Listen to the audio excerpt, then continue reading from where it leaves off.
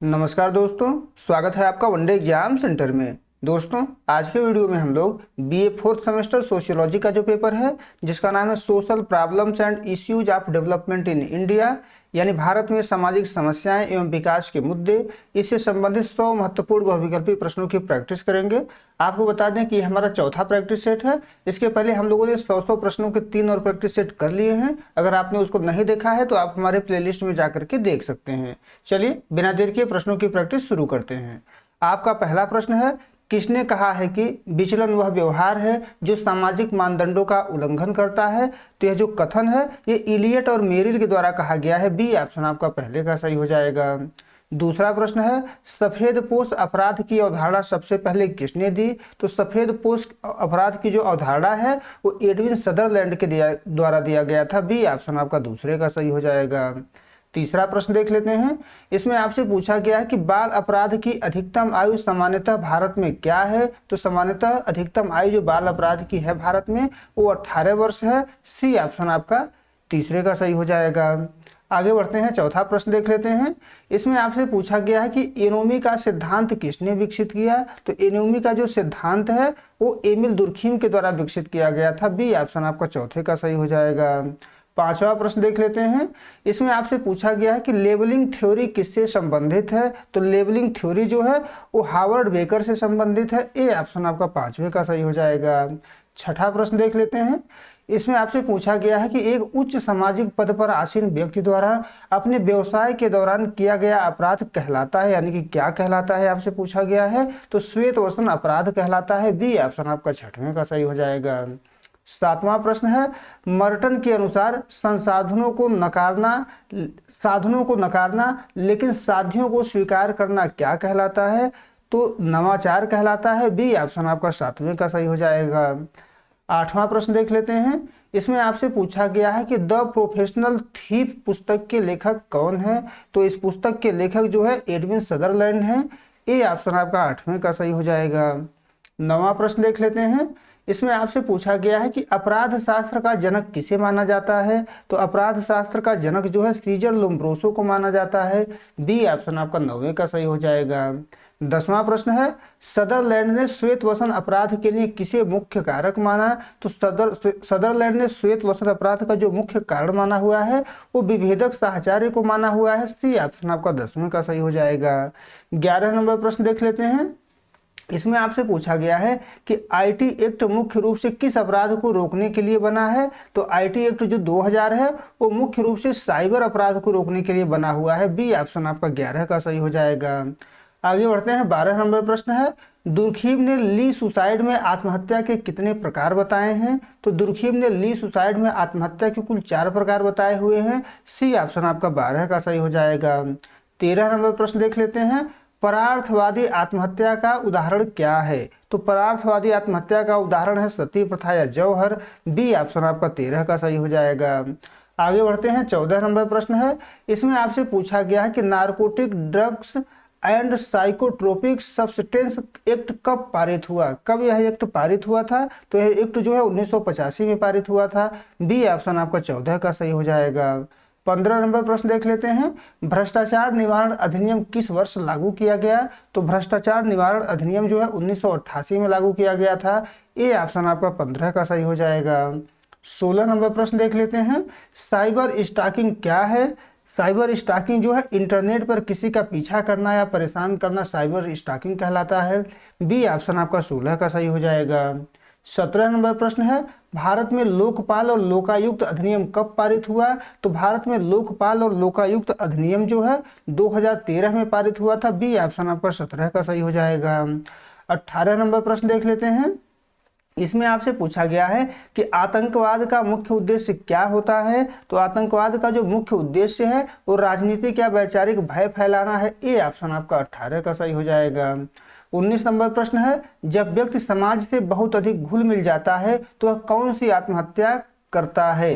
तो जब व्यक्ति समाज से बहुत अधिक घुल मिल जाता है तो जो आत्महत्या करता है उसको परार्थवादी आत्महत्या कहा जाता है। बी ऑप्शन आपका 19 का सही हो जाएगा।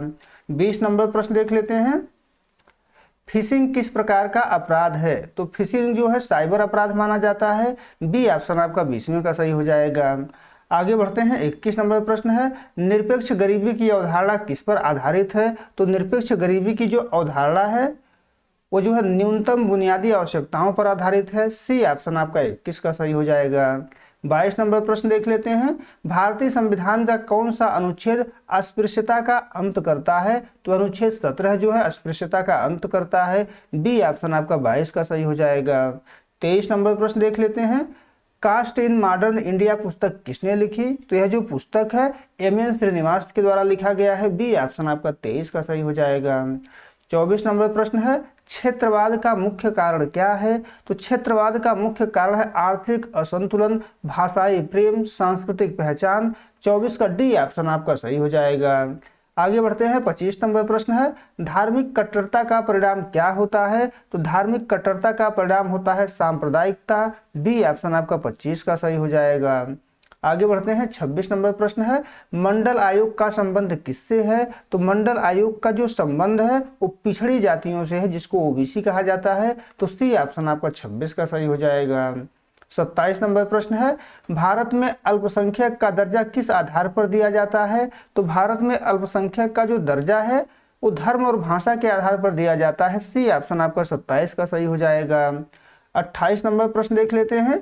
इसमें आपसे पूछा गया है कि दलित शब्द का प्रयोग सबसे पहले किसने किया था? तो दलित शब्द का जो प्रयोग है सबसे पहले ज्योतिबा फूले के द्वारा किया गया था। 28 का बी ऑप्शन आपका सही हो जाएगा। आगे बढ़ते हैं। 29 नंबर प्रश्न है, तेंदुलकर समिति का संबंध किससे है? तो तेंदुलकर समिति का संबंध जो है गरीबी रेखा के निर्धारण करने से है। बी ऑप्शन आपका 29 का सही हो जाएगा। 30 नंबर प्रश्न है, नृजातीयता का अर्थ है, नृजातीयता का क्या अर्थ होता है?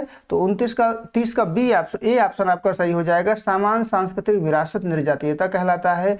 ए ऑप्शन आपका 30वें का सही हो जाएगा। आगे बढ़ते हैं। 31 नंबर प्रश्न देख लेते हैं। दहेज निषेध अधिनियम कब पारित हुआ? तो दहेज निषेध अधिनियम जो है 1961 में पारित हुआ था। बी ऑप्शन आपका सही हो जाएगा। आगे बढ़ते हैं। 32 नंबर प्रश्न देख लेते हैं। घरेलू हिंसा से महिला संरक्षण अधिनियम कब लागू हुआ? तो घरेलू हिंसा से महिला संरक्षण अधिनियम जो है 2005 में लागू हुआ था। बी ऑप्शन आपका 32 का सही हो जाएगा। 33 नंबर प्रश्न है, अंतर पीढ़ीगत संघर्ष का मुख्य कारण क्या है? तो अंतर पीढ़ीगत संघर्ष का मुख्य कारण है मूल्यों में अंतर। ए ऑप्शन आपका 33 का सही हो जाएगा। 34 नंबर प्रश्न है, हिंदू विवाह अधिनियम 1955 के अनुसार तलाक का आधार क्या हो सकता है? तो तलाक का आधार इसमें से जो है क्रूरता हो सकता है, व्यभिचार हो सकता है, परित्याग हो सकता है। डी ऑप्शन आपका सही हो जाएगा, उपरोक्त सभी। आगे बढ़ते हैं। 35 नंबर प्रश्न देख लेते हैं। वृद्धों के लिए अन्नपूर्णा योजना किस वर्ष शुरू की गई? तो वृद्धों के लिए अन्नपूर्णा योजना जो है 2000 में शुरू की गई थी। बी ऑप्शन आपका 35 का सही हो जाएगा। 36 नंबर प्रश्न देख लेते हैं। भारत में वृद्धों की सबसे बड़ी समस्या क्या है? तो भारत में वृद्धों की जो सबसे बड़ी समस्या है वो स्वास्थ्य की समस्या है, अकेलेपन की समस्या है, आर्थिक निर्भरता की समस्या है। डी ऑप्शन आपका सही हो जाएगा, उपरोक्त सभी। 37 नंबर प्रश्न है, दहेज का अर्थ क्या है? दहेज का अर्थ क्या है आपसे पूछा गया है। तो विवाह की शर्त के रूप में संपत्ति की मांग दहेज कहलाता है। बी ऑप्शन आपका 37 का सही हो जाएगा। 38 नंबर प्रश्न है, संयुक्त परिवार के टूटने का प्रमुख कारण क्या है? तो संयुक्त परिवार के टूटने का जो प्रमुख कारण है वो औद्योगिकरण है, व्यक्तिवाद है, नगरीकरण है। तो डी ऑप्शन आपका सही हो जाएगा, उपरोक्त सभी। 39 नंबर प्रश्न है, माता पिता और वरिष्ठ नागरिक भरण पोषण अधिनियम कब पारित हुआ? तो यह अधिनियम जो है 2007 में पारित हुआ था। बी ऑप्शन आपका 39 का सही हो जाएगा। आगे बढ़ते हैं। 40 नंबर प्रश्न देख लेते हैं।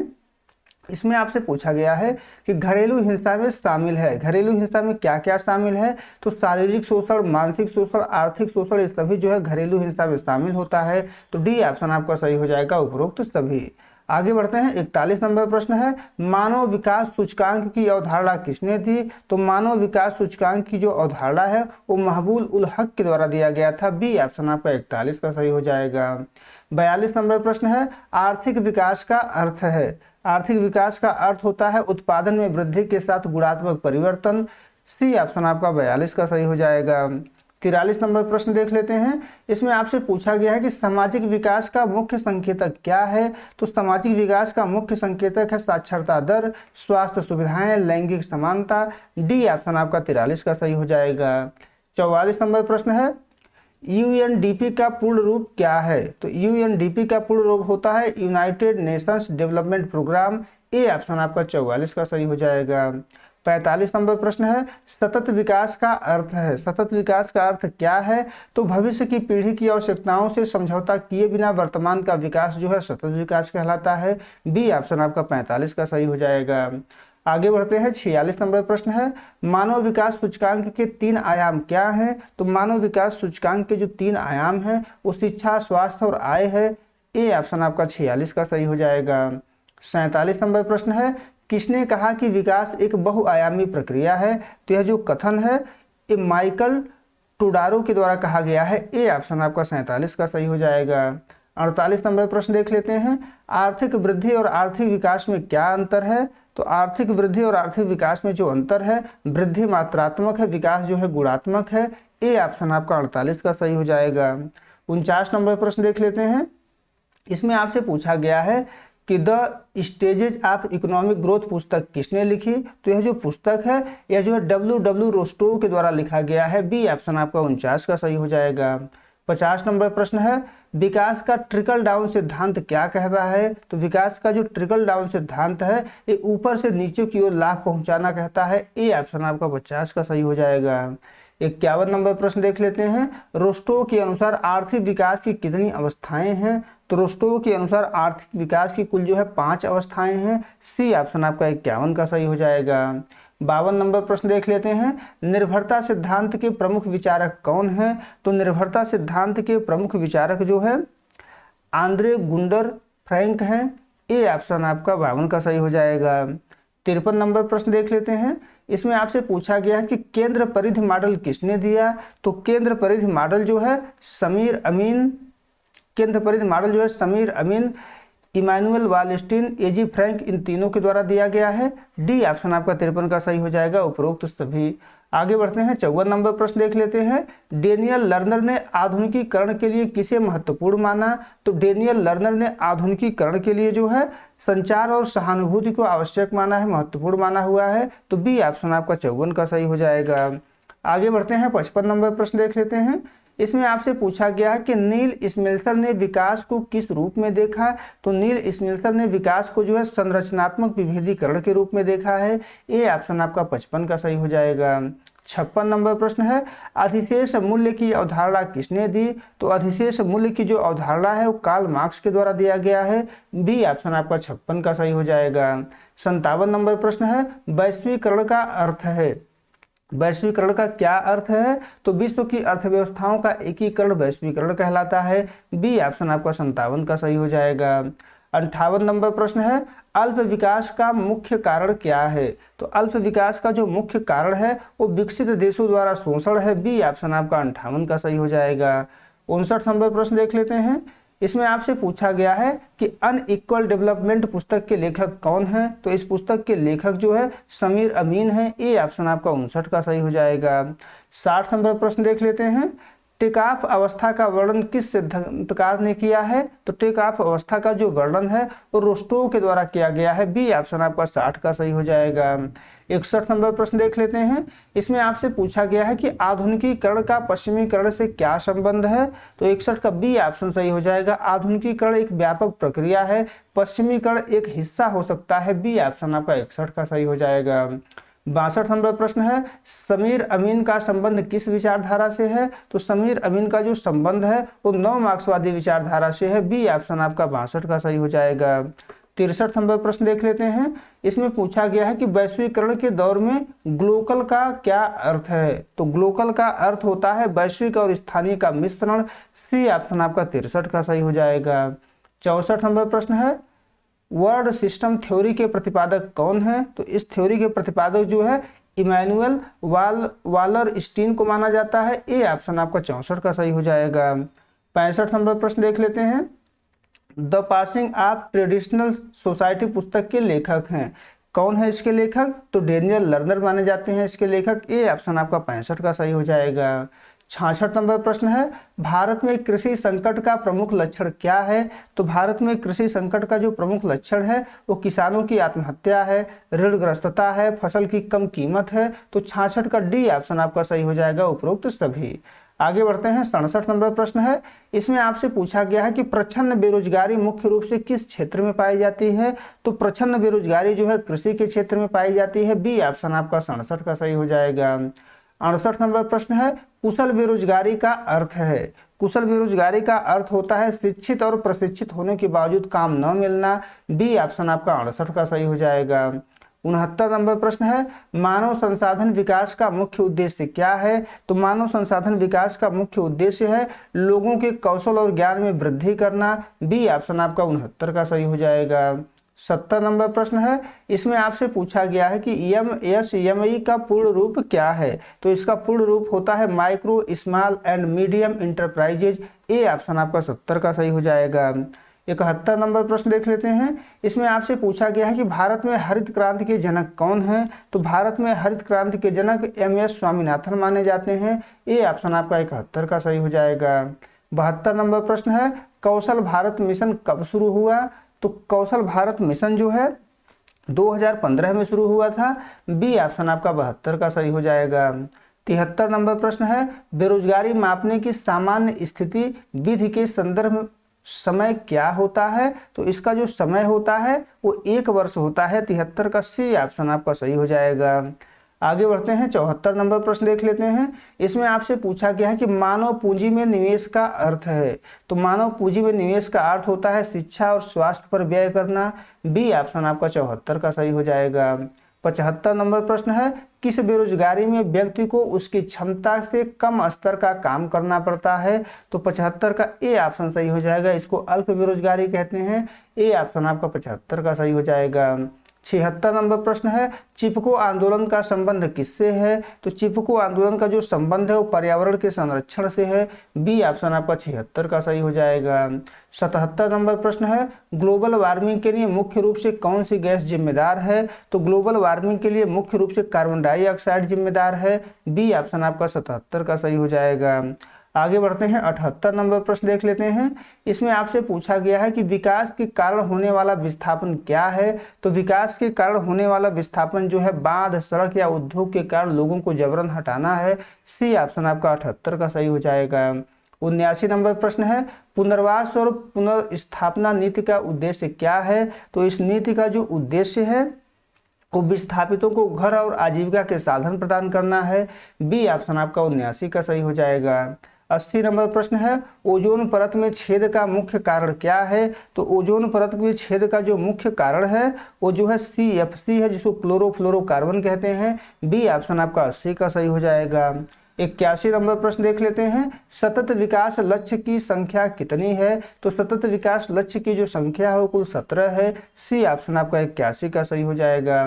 82 नंबर प्रश्न है, नर्मदा बचाओ आंदोलन का नेतृत्व किसने किया। तो नर्मदा बचाओ आंदोलन का जो नेतृत्व है वो जो है मेधा पाटेकर और बाबा आमटे के द्वारा किया गया था। तो डी ऑप्शन आपका सही हो जाएगा। बी और सी दोनों। डी ऑप्शन आपका 82 का सही हो जाएगा।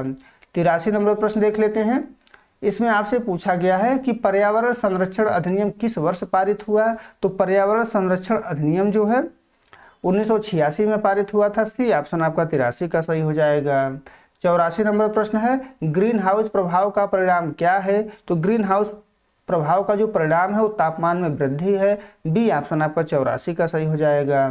85 नंबर प्रश्न है, संयुक्त राष्ट्र पर्यावरण कार्यक्रम का मुख्यालय कहाँ है। तो संयुक्त राष्ट्र पर्यावरण कार्यक्रम का मुख्यालय जो है नैरोबी में स्थित है। सी ऑप्शन आपका 85 का सही हो जाएगा।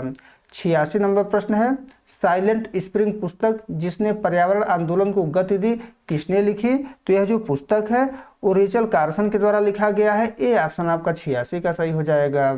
87 नंबर प्रश्न है, भारत में राष्ट्रीय मानवाधिकार आयोग की स्थापना कब हुई। तो भारत में राष्ट्रीय मानवाधिकार आयोग की जो स्थापना है वो 1990 में हुई थी। सॉरी दोस्तों, 1993 में हुई थी। बी ऑप्शन आपका 87 का सही हो जाएगा। आगे बढ़ते हैं, 88 नंबर प्रश्न देख लेते हैं। इसमें आपसे लिखा गया है कि the Protestant ethic and the spirit of capitalism किसने लिखी। तो यह जो है बेबर के द्वारा लिखा गया है। ए ऑप्शन आपका 88 का सही हो जाएगा। 89 नंबर प्रश्न देख लेते हैं। इसमें आपसे पूछा गया है कि भारत में प्रथम पिछड़ा वर्ग आयोग के अध्यक्ष कौन थे। तो भारत में प्रथम पिछड़ा वर्ग आयोग के अध्यक्ष जो है काका कालेलकर थे।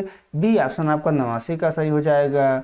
90 नंबर प्रश्न देख लेते हैं, तलाक का ईसाई विवाह में कानूनी प्रावधान किस एक्ट के तहत है? तो 90 का बी ऑप्शन सही हो जाएगा, इंडियन डिवोर्स एक्ट 1869 के तहत है। बी ऑप्शन आपका 90 का सही हो जाएगा। 91 नंबर प्रश्न देख लेते हैं, साइबर बुलिंग क्या है आपसे पूछा गया है? तो 91 का सी ऑप्शन आपका सही हो जाएगा, ऑनलाइन अपमान करना या डराना जो है साइबर बुलिंग कहलाता है। सी ऑप्शन आपका 91 का सही हो जाएगा। 92 नंबर प्रश्न है, गरीबी का दुष्चक्र की अवधारणा किसने दी? तो गरीबी के दुष्चक्र की जो अवधारणा है वो रैगनर नर्कस के द्वारा दिया गया है। बी ऑप्शन आपका 92 का सही हो जाएगा।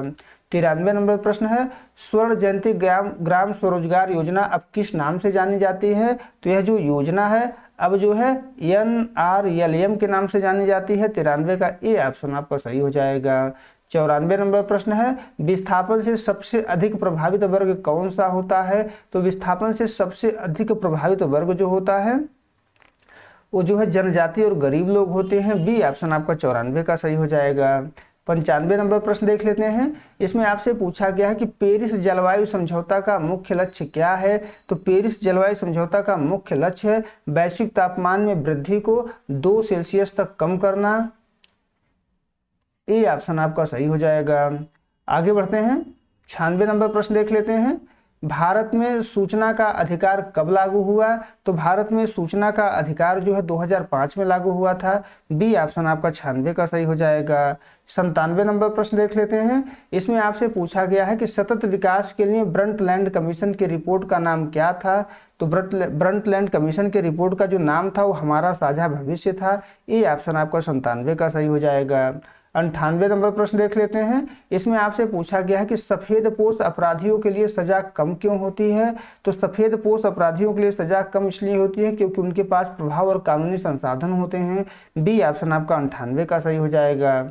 99 नंबर प्रश्न है, भारत के किस राज्य में वृद्धों की जनसंख्या का प्रतिशत सबसे अधिक है? तो वृद्धों की जनसंख्या जो प्रतिशत है वो केरल में सबसे ज्यादा है। सी ऑप्शन आपका 99 का सही हो जाएगा। 100 नंबर प्रश्न देख लेते हैं, विकास और विनाश को एक ही सिक्के के दो पहलू क्यों कहा जाता है? तो 100 का बी ऑप्शन आपका सही हो जाएगा, क्योंकि विकास अक्सर पर्यावरण और विस्थापन की कीमत पर आता है। बी ऑप्शन आपका 100 का सही हो जाएगा। उम्मीद है दोस्तों आपको ये वीडियो पसंद आया होगा। अगर वीडियो अच्छी लगी तो हमारे चैनल को सब्सक्राइब कर लीजिए, वीडियो को लाइक और शेयर कर दीजिए। बहुत बहुत धन्यवाद।